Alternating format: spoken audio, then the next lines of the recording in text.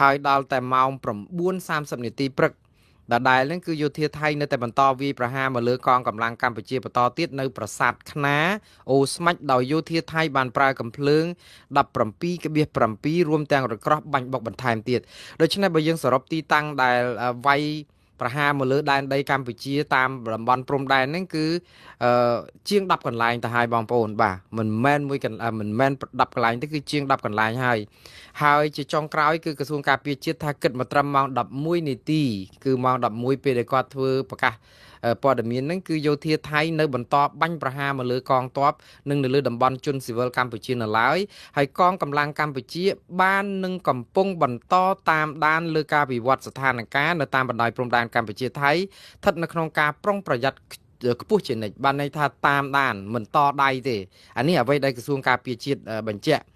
បន្តទៅទៀតក្រសួងការពារជាតិលើកឡើងថាលើសពីនេះទៅទៀតការបាញ់ប្រហាររបស់យោធាថៃចូលដល់ភូមិរស់នៅរបស់ប្រជាពលរដ្ឋនៅក្នុងខេត្តឧត្តរមានជ័យនិងខេត្តព្រះវិហារបណ្ដាលឲ្យរបួសប្រជាពលរដ្ឋស៊ីវិលមួយចំនួននិងឆេះផ្ទះសម្បែងប្រជាពលរដ្ឋស្លូតត្រង់អស់ជាច្រើនខ្នងដែលធ្វើឲ្យប្រជាជនក្មេងចាស់ប្រុសស្រីត្រូវបង្ខំចិត្តជំលះរកទីទួលមានសុវត្ថិភាពបណ្ដោះអាសន្នភ្លាមបាទនេះគឺជាការរាយការណ៍ដែលថាមានប៉ះពាល់ដល់ជនស៊ីវិលអញ្ចឹងនៅខាងថៃគឺគេរាយការណ៍មកថាខាងទាហានថៃម្នាក់បានស្លាប់ឯ8នាក់ទៀតរងរបួសលោកវិនថៃសុវរីថាមានម្នាក់ទៀតដែលជាទាហានថៃដែរកំពុងតែរបួសធ្ងន់អាចមិនរស់ផងដូច្នេះអាចនឹងមានអ្នកស្លាប់រហូតដល់ទៅ2នាក់បើតាមអ្វីដែលគាត់បានបញ្ជាក់តែមិនទាន់ផ្ទៀងផ្ទាត់ដាច់ស្រេចទេប៉ុន្តែខាងកម្ពុជាគឺខាងក្រសួងការពារជាតិរាយការណ៍តែមានប៉ះពាល់ដល់ជនស៊ីវិលមួយចំនួនប៉ុន្តែมันមានរាយការណ៍ការស្លាប់ទេបើទោះបីជាព័ត៌មានពីព្រំដែនហ្នឹងមានភាពដូចថាផ្ញើមកចម្រោះរហូតដល់ថាមានទាហានរបស់យើងពលីយ៉ាងតិច5នាក់ឯណានោះខ្ញុំមិនទាន់អាចផ្ទៀងផ្ទាត់ព័ត៌មាននេះបានទេយើងរងចាំមើលតើក្រសួងការពារជាតិនឹងបកស្រាយយ៉ាងម៉េចតកតងនឹងទាហានដែលពលីនៅក្នុងសមរភូមិព្រោះអីយើងខាងថៃគឺពេលដែលទាហានថៃស្លាប់គឺគេប្រកាសភ្លាមហើយខាងកម្ពុជាយើងប្រកាសតែខាងស៊ីវិលទេទាហានគឺនៅមិនទាន់មានតួលេខនេះទេហើយដូចម្ដងទៀតបងប្អូនមិនទាន់មានព័ត៌មានដែលអាចផ្ទៀងផ្ទាត់បានថាចំនួនអ្នកស្លាប់ជាទាហានរបស់កម្ពុជានឹងប្រមាណនេះប៉ុន្តែបើតាមមើលអ្វីដែលជាការបាញ់យ៉ាងសន្ធាប់រហូតដល់មានកាស៊ីណូសំណង់កាស៊ីណូមួយនៅឯតំបន់ច្រកអានសេះនោះគឺត្រូវឃើញផ្សែងខ្មួលដែលសំបីតែវីដេអូពីខាងថៃក៏បង្ហាញអំពីការបាញ់កំទេចអាគារនេះចោលទាំងស្រុងតែម្ដងដោយសារតែខាងភាគីថៃអះអាងថាទាហានខ្មែរយកកាស៊ីណូនៅច្រកអានសេះនោះធ្វើជាមូលដ្ឋានទ័ពដែលមានយោធាបាញ់ចេញពីទីដៅកន្លែងហ្នឹងអីចឹងទៅដូច្នេះថៃនៅតែប្រកាន់ជំហររបស់ខ្លួនថាអ្វីដែលកើតឡើងនេះគឺជាការដែលនាំអាតពីខាងកម្ពុជាអានេះគឺខាងថៃប៉ុន្តែខាងកម្ពុជា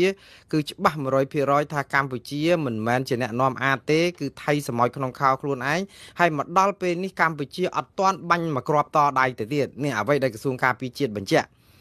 ការដែលមិនបាញ់តដៃនឹងគឺដោយសារតែក្រសួងការពារជាតិអះអាងថាកងទ័ពកម្ពុជារក្សាការអត់ធ្មត់និងបន្តគោរពបទឈប់បាញ់និយាយទៅគឺកិច្ចព្រមព្រៀងនៅថ្ងៃទី26ខែតុលាដែលមានលោកប្រធានាធិបតីដូណាល់ត្រាំជាអធិបតីអីអញ្ចឹងតាមពិតអាកិច្ចព្រមព្រៀងនេះថៃហៅចោលហើយបើយើងនិយាយមកដល់ម៉ោងនេះគឺថៃហៅចោលហើយព្រោះគេព្យួរចោលហើយរហូតដល់ចុងក្រោយហ្នឹងប្រហែលថ្ងៃមុននេះគឺមានការផ្ទុះអាវុធប្រហែលមួយថ្ងៃមុនផ្ទុះអាវុធដែលថៃអះអាងថាខ្មែរយើងបាញ់ទៅថៃអីណាមានដោយសារបានអាវក្រោះហ្នឹងគឺទប់ទៅបានត្រូវតែរលាត់បន្តិចបន្តួចហើយនឹងមានទាហានថៃម្នាក់របួសក៏ប៉ុន្តែថៃចោតបែបហ្នឹងកម្ពុជាក៏នៅតែអះអាងថាកម្ពុជាអត់បាន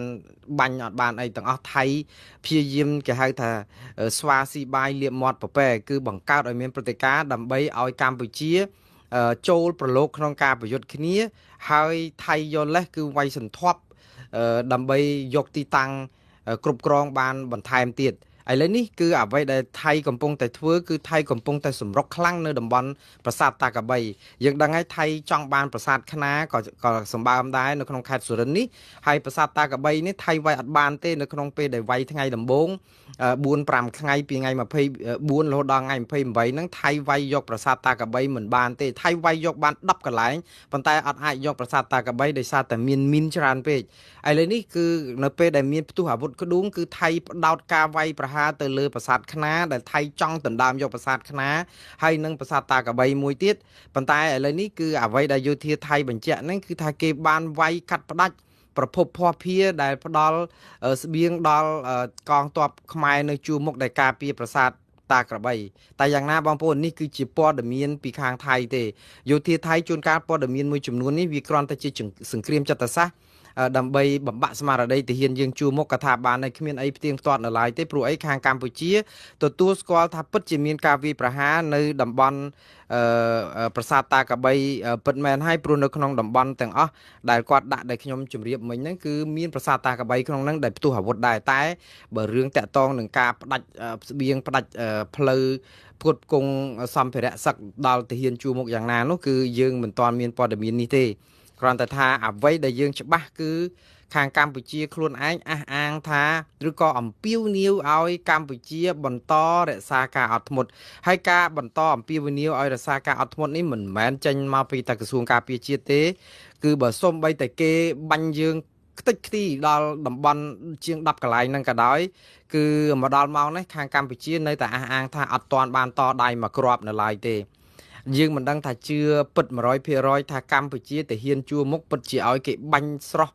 រោចខ្លួនហើយយើងសុកចិត្តនៅកើបនៅក្នុងត្រង់សេហើយចាំស្ដាប់ក្របកភ្លើងហ្នឹងបន្តអីសោះឬក៏យ៉ាងម៉េចអានឹងយើងចាំមើលការបកស្រាយបន្តទៀតប៉ុន្តែកម្ពុជាអះអាងបែបនេះគឺសំអាងទៅលើថាខ្លួនពិតជាចង់អត់ធ្មត់រក្សាបទឈប់បាញ់ដែលថៃហែកចោលនេះយើងរក្សាកិច្ចព្រមព្រៀងដែលថៃហែកចោលបាទឥឡូវនេះចឹងមិនថាថៃហែកចោលហើយគឺថៃចូលទន្ទ្រានដីយើងគ្រប់កន្លែងបាញ់ប្រើ F16 ទៀតហើយបងប្អូនហើយអត់មានប្របាអីថៃអត់មានលាក់លៀមអីទាំងអស់យោធាថៃឡើងមកប្រកាសថាថៃពិតជាបានប្រើយន្តហោះប្រដេញប្រភេទ F16 របស់អាមេរិកពិតមែនហើយ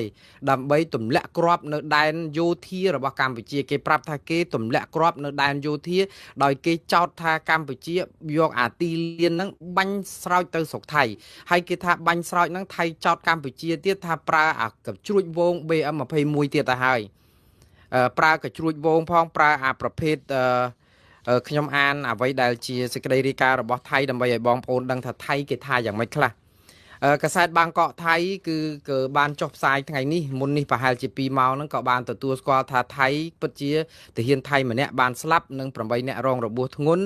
ដោយចោទថាមកពីខ្មែរចាប់ផ្ដើមបើកការវាយប្រហារសារជាថ្មីរំលោភទៅលើដែនអធិបតេយ្យរបស់ថៃហើយជាលទ្ធផលគឺអ្នកនាំពាក្យក្រសួងការពារជាតិថៃសំទោសអ្នកនាំពាក្យយោធាថៃលោកវិនថៃស៊ូវ៉ារីនិយាយថាទាហានទាំង8នាក់របស់ថៃនេះគឺពិតជារងរបួសហើយយ៉ាងហោចណាស់ទាហានម្នាក់បានពលីទៅហើយឯមានសេចក្តីរាយការណ៍មកថាមានទាហានម្នាក់ទៀតក៏បានពលីដែរប៉ុន្តែពុំទាន់មានតួលេខច្បាស់បើសិនជាតួលេខនេះបញ្ជាក់ត្រឹមត្រូវគឺទាហានថៃ2នាក់ស្លាប់8នាក់រងរបួសតែឥឡូវនេះគឺទាហានថៃទទួលស្គាល់ថាពិតជាមានម្នាក់ស្លាប់និង8នាក់រងរបួសម្នាក់ទៀតគឺកំពុងផ្ទៀងផ្ទាត់នៅក្នុងពេលជាមួយគ្នានេះក៏បានខាងកាសែតថៃក៏បានបញ្ជាក់ថាលោកវិនថៃស៊ូវ៉ារីនៅតែបញ្ជាក់ថាទាហានខ្មែរទេដែលជាអ្នកចាប់ផ្ដើមបាញ់កំភ្លើងដៃសំទោសកំភ្លើងអាការដំបងហើយបាញ់តម្រង់ទៅគោលដៅនៅឯច្រកអានសេះដែលនៅក្នុងតំបន់នឹងនៅម៉ោង5នាទីអញ្ចឹងអ្វីដែលកើតឡើងនៅច្រកអានសេះកម្ពុជានិយាយថាពិតជាមានការផ្ទុះអាវុធហ្នឹងគឺថៃគេថាមកពីកម្ពុជាបើកការវិបហាទៅលើគេមុនដែលធ្វើឲ្យរបួសទាហានថៃរហូតដល់តែស្លាប់ទាហានថៃម្នាក់នេះទើបថៃចាប់ផ្ដើមប្រើប្រាស់យន្តហោះប្រភេទប្រដេញ F16 របស់អាមេរិកនេះយកមកទម្លាក់គ្រាប់លើលេនដ្ឋានឬក៏កន្លែងជាពិសេសគឺ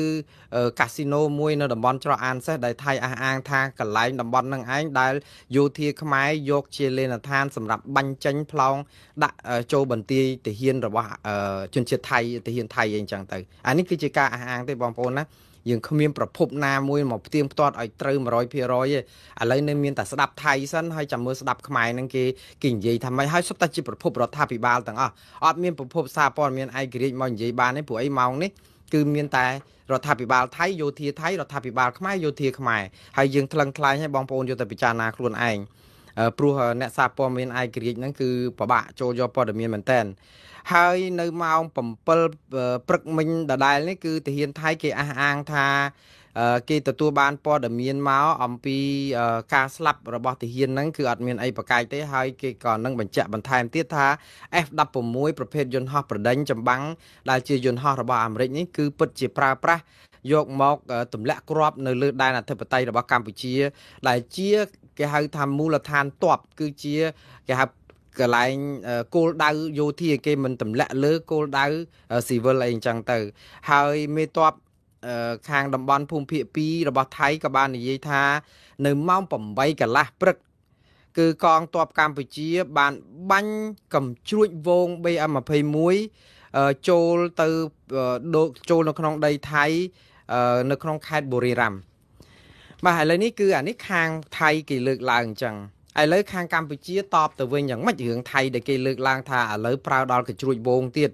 ដែលកម្ពុជាគឺកម្ពុជាដូចជាបានដកកភ្លើងធំហ្នឹងចេញពីទល់ដែនអស់ហើយតើពវល់កភ្លើងធំហ្នឹងទៅទល់ដែនវិញនៅពេលណាហើយថៃនឹងយកលេសប៉ុណ្ណាទៀតថាយើងមានកភ្លើងធំហ្នឹងព្រោះអី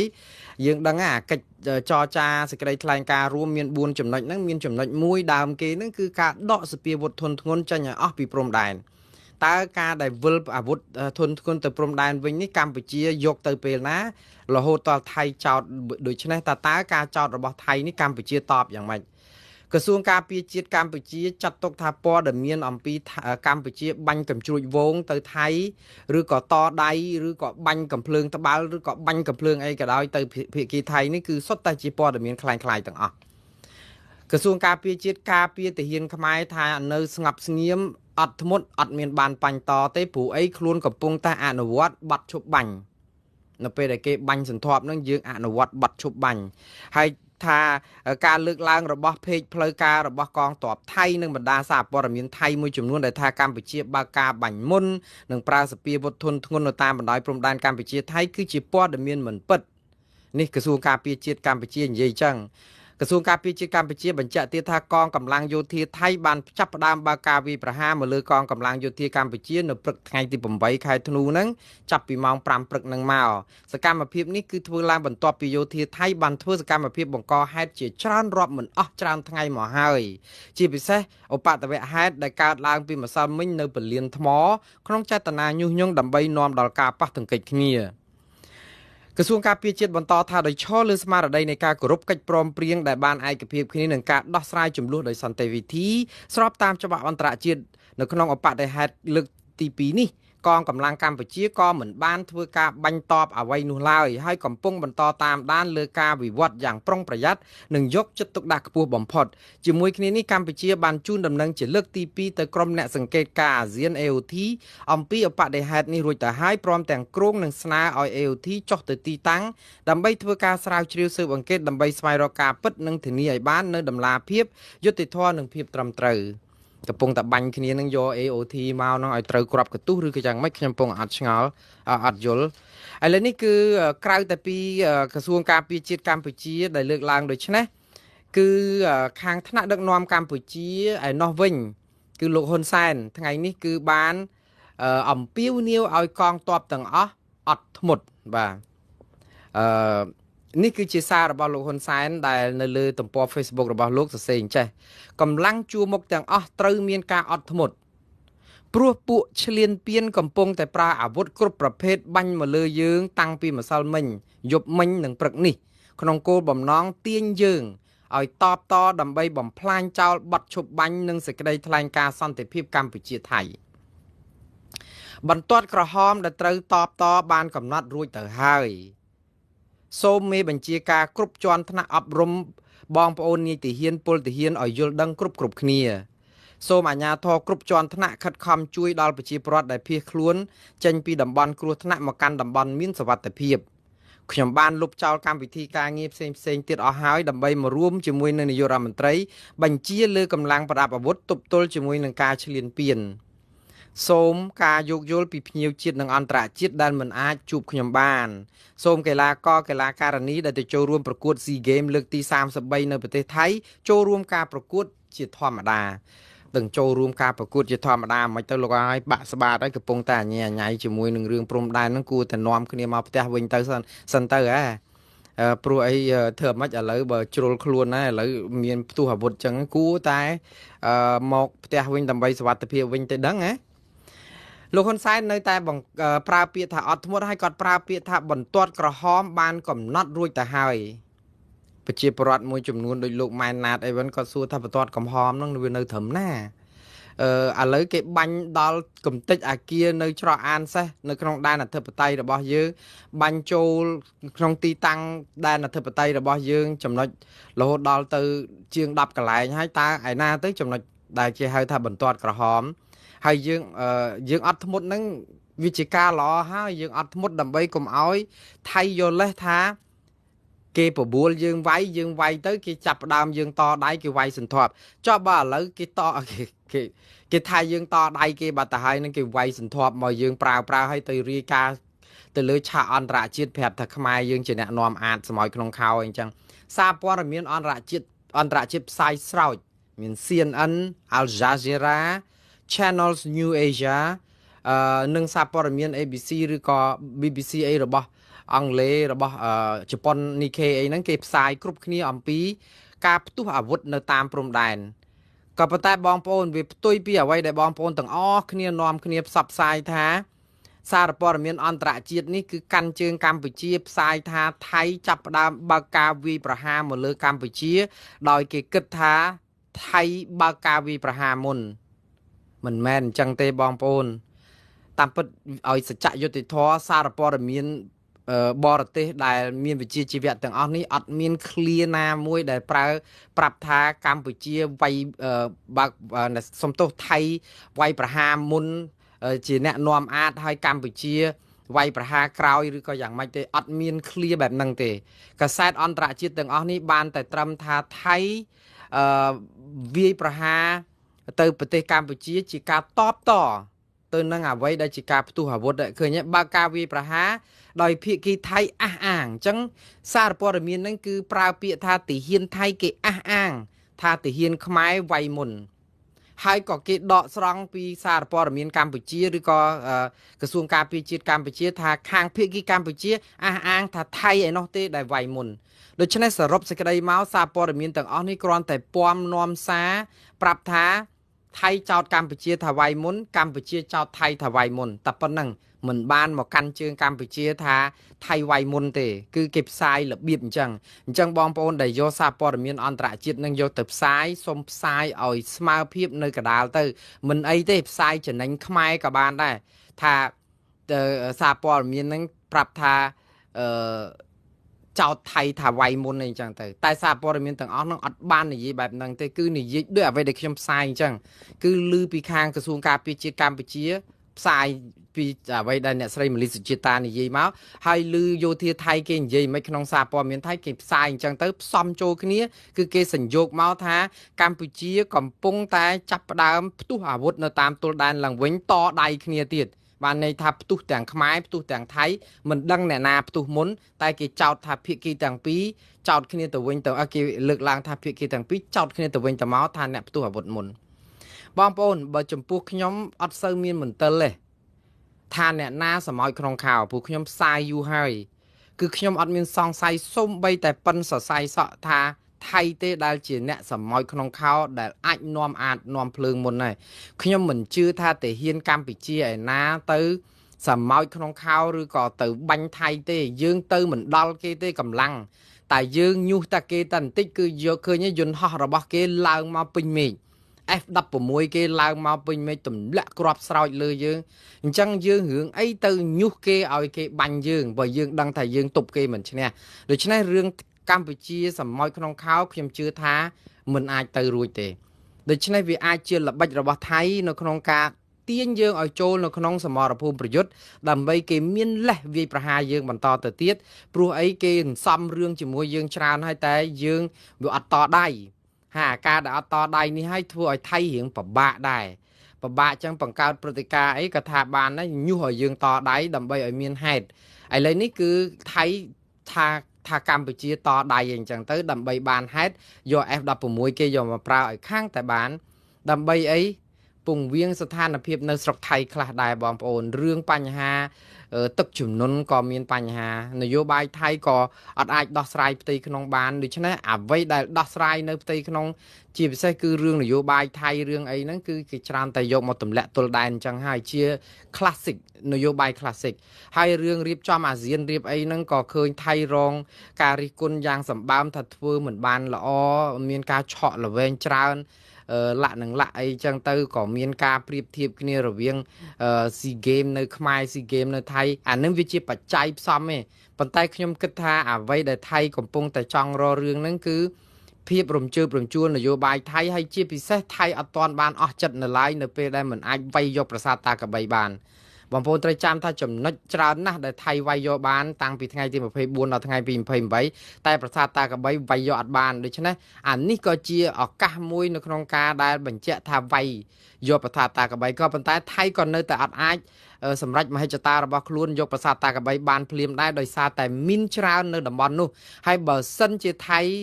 លួងខ្មែរឬក៏បង្ខំឬក៏ដាក់សម្ពាធកម្ពុជាឲ្យដោះមីនអស់នៅតំបន់ប្រាសាទតាកបីពេលនោះឯងក៏យើងពិបាកនឹងទប់ថៃដែរតែពេលនេះថៃវាយប្រហែលជាមិនទាន់អាចយកប្រាសាទតាកបីបានទេដោយសារតែតំបន់មីនហ្នឹងគឺថៃចូលតែមិនបានណាអាហ្នឹងគឺវានៅជាឧបសគ្គមួយវាអាចទប់ថៃបានច្រើនដែរឯទាហានកម្ពុជាយើងគឺរងទុក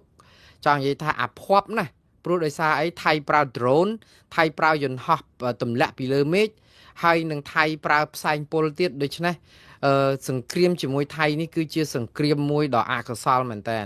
ដែលជាសង្គ្រាមមិនស្មើភាពគ្នាទេយើងគ្មានយន្តហោះប្រដេញសំបីតែមួយគ្រឿងថៃគេមានយន្តហោះប្រដេញគេពេញមេឃដូច្នេះយើងទៅប្រកួតប្រជែងនៅក្នុងន័យនេះគឺយើងអយុត្តិធម៌បន្តិចសម្រាប់ទាហានយើងណាប៉ុន្តែស្មារតីនិងការបដិញ្ញារបស់ទាហានយើងគឺមោះមុតហើយក៏យើងបានលក្ខណៈភូមិសាស្ត្រនៅតំបន់ហ្នឹងវាជាតំបន់ព្រៃភ្នំជុំចិត្តក៏ជាអំណោយផលសម្រាប់ឲ្យទាហានយើងនៅក្នុងការអាចបន្តលាក់ខ្លួននិងការពារដែនអធិបតេយ្យឈរនៅសមរភូមិមុខនឹងបានដែរគ្រាន់តែថាយ៉ាងណាគឺថៃប្រើ drone ប្រើអាយន្តហោះទម្លាក់គ្រាប់នេះគឺជាសង្គ្រាមមួយដ៏មានព្រៀបខ្លាំងមែនតើលើកម្ពុជាក្នុងនាមសភាវុធណាហើយបើសិនជាសង្គ្រាមនេះវានៅរ៉ាំរ៉ៃវានៅអូសបន្លាយពេលយូរគឺអ្នកដែលពលីគឺទាហានជួរមុខយើងនឹងរងគ្រោះកាន់តែបន្ថែមទៀតហើយជាពិសេសអាសូរដល់ទាហានខ្មែរទាំង18នាក់ដែលនៅក្រោមដៃថៃដែលចាប់ជាចំណាប់ខ្មាំងខុសច្បាប់នោះគ្នានឹងរងាកំព្រាមិនដឹងព្រួយបារម្ភប៉ុណ្ណាទៀតទេព្រោះអីតែលឺសូរមានបញ្ហានៅព្រំដែនគឺបានន័យថាថៃនឹងយកលេសថាអត់មានសុវត្ថិភាពសង្គ្រាមនៅតែកើតឡើងបាត់ឈប់បាញ់នៅតែអត់មានគឺបន្តឃុំខ្លួនពួកគាត់គ្មានថ្ងៃបញ្ចប់ទេអានេះហើយដែលខ្ញុំនៅតែតាំងចិត្តថាខ្ញុំនៅតែជំរុញឲ្យកម្ពុជាថាអត់ត្រូវអាឡោះអាឡៃត្រូវអោបជើងថៃអីដល់ពេលណាទៀតទេប្តឹងគេទៅតុលាការយុត្តិធម៌អន្តរជាតិទៅព្រោះអីយើងមិនអាចនឹងតដៃគេបានផងការដែលអត់ធ្មត់នឹងវាជាគេហៅថាភាសាការទូតត្រឹមត្រូវហើយប៉ុន្តែបើភាសាសង្គ្រាមគេថាយើងមិនអាចទៅឈ្នះកម្លាំងគេគឺយើងមិនអាចទៅតតាំងគេបានយើងអត់ធ្មត់នឹងយើងឈ្នះលើឆាកអន្តរជាតិឯថាយើងអត់ធ្មត់ឲ្យគេវាយចោះក៏ប៉ុន្តែនៅក្នុងការធ្វើសឹកសង្គ្រាមបើគេវាយយើងគ្រប់ចំណុចទៅឲ្យចូលឆ្លងដល់ដែនអធិបតេយ្យរបស់យើងហើយយើងមិនអាចតដៃវិញសំបីតែមួយគ្រាប់ហើយបញ្ជាថាកុំឲ្យតដៃទៀតតើទាហានយើងមានភាពដូចថាមុខមាត់អីដើម្បីបញ្ជាក់ថាគាត់អាចនឹងកុំឲ្យថៃផ្កើនពេកចង់និយាយថាក្នុងន័យជាភាពឈឺចាប់របស់ទាហានគឺវាដូចថាទេគេវាយមកចងោអញ្ចឹងយើងចាំតែកិច្ចឲ្យគេទម្លាក់គ្រាប់មកឬយ៉ាងម៉េចអីអញ្ចឹងក៏ប៉ុន្តែថ្នាក់ដឹកនាំក៏ដឹងដែរថាបើយើងតដៃជាមួយគេគឺយើងក៏តែមិនឈ្នះគេដូច្នេះវាពិបាកអញ្ចឹងហើយខ្ញុំគិតថាអារឿងមិនតដៃរឿងអត់ធ្មត់រឿងមិនឈ្នះគេយើងទទួលស្គាល់ហើយប៉ុន្តែអារឿងមួយគឺថាចុះបើអត់ធ្មត់ហើយយើងប្តឹងទៅតុលាការយុត្តិធម៌អន្តរជាតិទៅវិញថៃតើឱកាសមាននេះឃើញគេបំពេញទៀតហើយ10កន្លែងជាង10កន្លែងណោះ ទម្លាក់គ្រាប់មកលើដែនអធិបតេយ្យរបស់យើងប្រើ F16 ម្ដងទៀតហើយតើបងប្អូនកាលបានប្តឹងលោកត្រាំពីរឿងការដែលឲ្យររឿងថៃរឿងប្រើ F16 ខុសគោលការណ៍សឹកសង្គ្រាមឬក៏កិច្ចសន្យាទិញយន្តហោះបដិញចោះបើចង់ឲ្យលោកត្រាំនឹងបានពានរង្វាន់ Nobel សន្តិភាពតើហេតុអីបានជាអស់លោកមិនររឿងគាត់បន្តិចមើលសន្តិភាពនៅកន្លែងណាកម្ពុជាឲ្យថៃប្រើ F16 យកមកទម្លាក់គ្រាប់សម្រាប់ទាហានខ្មែរជាលើកទី2ទៀតហើយនេះដែលខុសគោលការណ៍របស់សហរដ្ឋអាមេរិកនៅក្នុងការលុតលក់សពាវុធឲ្យថៃហេតុអីបានជាយើងគិតថាចង់ឲ្យពានរង្វាន់ Nobel សន្តិភាពទៅលោកត្រាំហើយអត់ហ៊ានររឿងគាត់ពីរឿង F16 បងប្អូនចែកឲ្យដាច់រវាងប៉មនិងផ្លែក្រូចអោបជើងលោកត្រាំចង់ឲ្យបានសន្តិភាព Nobel អីអត់មានជំទាស់សោះឲ្យទៅព្រោះតាត្រាំនឹងក៏ជាប្រធានាធិបតីអាមេរិកខ្ញុំក៏ជាជនជាតិខ្មែរអាមេរិកដែរបើបានមានដឹកនាំអាមេរិកបាន